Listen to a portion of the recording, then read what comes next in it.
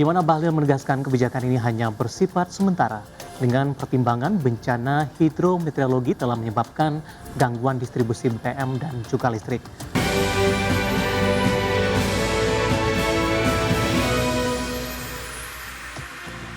Ya pemirsa, kita ke isu viral pertama ya David ya, di mana Menteri Energi dan Sumber Daya Mineral Bahlil Lahadalia membebaskan penggunaan barcode untuk pembelian bahan bakar minyak bersubsidi di wilayah terdampak bencana, yakni Aceh, Sumatera Utara hingga Sumatera Barat. Langkah ini dilakukan agar distribusi BBM dapat berjalan lancar. Ya, di mana Bahlil menegaskan kebijakan ini hanya bersifat sementara dengan pertimbangan bencana hidrometeorologi telah menyebabkan gangguan distribusi BBM dan juga listrik.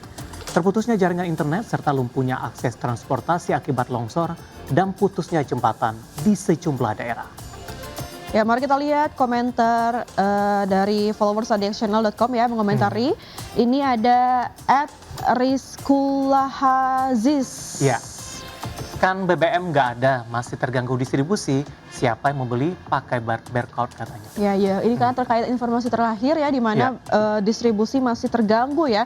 Semoga ke depannya distribusi bisa mulai lancar dan BBM bisa mudah didapatkan bagi korban-korban atau tempat-tempat wilayah terdampak bencana ya. Yang mungkin dalam maksudnya hal ini pemerintah sedang mengupayakan untuk sampai di lokasi terjadinya banjir begitu ya.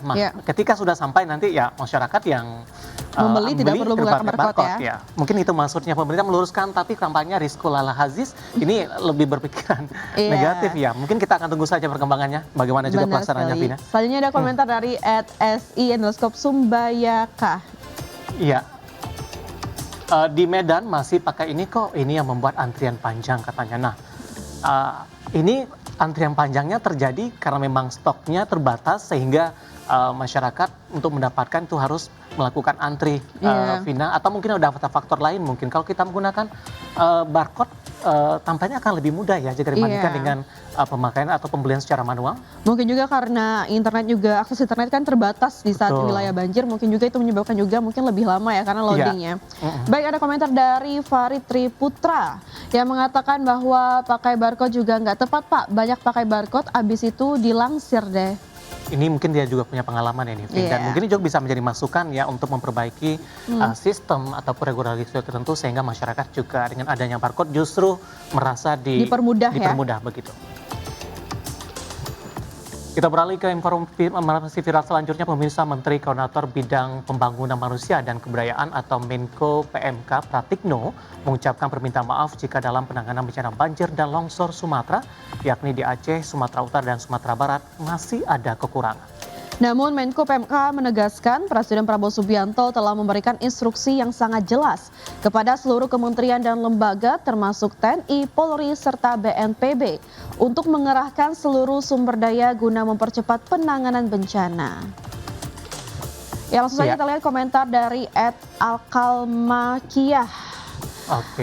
Nah, ini bagus, ada kata maaf bukan blunder, menyebut momentum baik. Ini hanya perlu klarifikasi sebenarnya, meskipun masyarakat juga punya alasan kuat untuk menyatakan hal tersebut kalau pemerintah lambat mungkin dalam penanganannya. Dan selanjutnya kita akan coba lihat ada @zahia_kita sama. Masyarakat butuh penyaluran bantuan yang cepat Pak, masih banyak wilayah yang terisolir. Nah ini memang benar ini Vin. Kalau kita lihat juga di beberapa media sosial ya, sebenarnya untuk daerah-daerah yang memang terisolir itu sampai saat ini beberapa hari updatean ya pada hari kemarin itu masih banyak yang belum mendapatkan, dan mungkin ini bisa dilakukan dipercepat ya, kemudian semoga dari transportasi apa segala macam ini cepat diselesaikan sehingga memudahkan untuk penyaluran distribusi bantuannya. Benar sekali. Selanjutnya ada komentar dari Siskaku88. Jadi bukan hanya mencekam di media sosial kan Pak? Nah, ini terkait juga kemarin ya beberapa waktu lalu ini ada pernyataan dari salah satu pejabat begitu mengatakan, tapi setelah itu meminta maaf, dan netizen juga sudah lega mungkin ya. Harus dilihat ke lapangan, dicek terlebih dahulu dengan melakukan evaluasi dan segala macam sehingga tidak menimbulkan pemikiran-pemikiran atau prasangka-prasangka yang buruk dari masyarakat. Baik, pemirsa, kita beralih ke isu viral lainnya, di mana Direktur Jenderal Bea dan Cukai, Letjen TNI Purnawirawan Jaka Budi Utama, menegaskan komitmennya untuk merombak internal institusinya, termasuk memberi sanksi tegas hingga merumahkan pegawai yang terbukti tidak patuh. Dan sikap ini disampaikannya merespon sorotan keras Menteri Keuangan Purbaya Yudi Sadewa yang sebelumnya menyebut Bea Cukai membutuhkan pembekuan sementara jika tidak segera dibenahi. Jaka memastikan proses penindakan pegawai yang terbukti tidak patuh terus berjalan melalui sejumlah mekanisme secara internal. Yang selanjutnya kita lihat komentar dari @Arif Hari. Ya.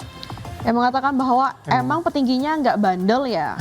Ini tanda tanya ya, dari masyarakat. Ini sebenarnya image dari Bea Cukai sudah terjadi dalam udah lama ini Sudah sebenarnya lama, ya. Tapi sebenarnya tidak ada evaluasi yang signifikan sehingga keluhan masyarakat masih terdengar. Namun semenjak adanya media sosial ini tampaknya lebih memudahkan untuk menyampaikan aspirasi dan semoga ini janji yang diberikan oleh Bea Cukai tadi untuk memberikan evaluasi bisa segera dilakukan sehingga tidak ada keluhan lagi. Benar sekali, sehingga memang ada perbaikannya di lembaga tersebut ya.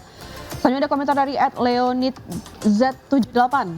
Ya, solusi terbaik adalah reassessment semua karyawan dan tentu terapkan sistem informasi yang handal. Ya, mungkin kita KPI karyawannya dicek lagi ya, mungkin walaupun PNS mungkin gitu ya. Jadi kedepannya juga dalam melayani masyarakat juga lebih cepat tanggap dan juga lebih efektif ya. Jadi tidak ada lagi istilahnya oknum-oknum lah yang mungkin dikenal masyarakat negatif yang membuat citra Bea Cukai sendiri itu negatif ya. Ya, dari sisi lain ya hukum harus ditegakkan supaya memberikan efek jerah, Pina. Ya, benar sekali David. Selanjutnya ada komentar dari @ides.deswato. Cari makan caranya nggak halal katanya. Ya, mungkin ini ada oknum-oknum ya, yang memang melakukan tindak-tindakan ilegal. Semoga saja kedepannya bisa diberantas oknum-oknum tersebut dan lembaga Bea Cukai sendiri menjadi lebih baik kedepannya ya.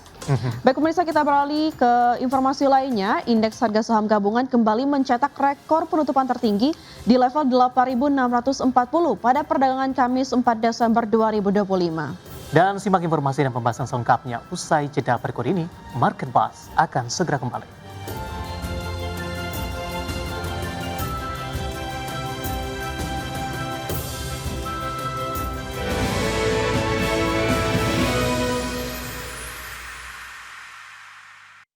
Pemirsa, masih di Market Buzz. Di segmen ini kita akan review jalannya perdagangan di hari sebelumnya dan bagaimana proyeksi untuk perdagangan di hari ini. Namun sebelumnya tim redaksi kami sudah merangkum beberapa informasi dan mungkin saja bisa menjadi salah satu referensi untuk Anda. Kita ke informasi yang pertama, pemirsa, indeks harga saham gabungan ditutup menguat di Kamis dan berhasil mencatatkan rekor penutupan tertinggi baru sepanjang masa. IHSG menguat dan kembali catat rekor di tengah ditopang penuh penguatan saham big cap. Indeks harga saham gabungan ditutup menguat 0,33% di level 8.640,196 di perdagangan Kamis. Raihan ini membuat IHSG kembali mencatatkan rekor penutupan tertinggi terbaru sepanjang masa. Adapun rekor sebelumnya tercipta di Selasa 2 Desember 2025, di mana IHSG ditutup 8.617,04. Sektor dengan penguatan terbesar dicetak sektor perindustrian melonjak 4,78%, sektor infrastruktur naik 1,84%, sektor kesehatan menguat 1,52%, sektor barang konsumen non-primer melaju 1,41%, sektor transportasi dan logistik terapresiasi 1,1%. Sementara itu sektor barang baku turun 0,66%.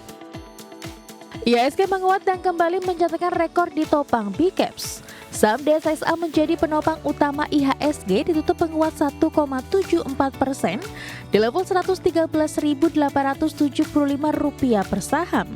Dari perbankan big caps, penopang datang dari saham BBRI ditutup menguat 0,82% di level Rp3.690 per saham. Saham BMRI ditutup menguat 0,82% di level Rp4.920 per saham. Saham BBNI ditutup menguat 1,17% di level Rp4.310 per saham. Selanjutnya saham Telkom ditutup menguat 1,4% di level Rp3.630 per saham. Dan saham ASII ditutup penguat 1,89% di level Rp6.725 per saham. Sementara itu dikutip dari Bloomberg, indeks harga saham gabungan diproyeksikan terus melaju di zona bullish hingga memiliki peluang besar menggapai level 9.000 di penghujung 2025 dan ada potensi IHSG lanjut menguat lebih tinggi pada 2026.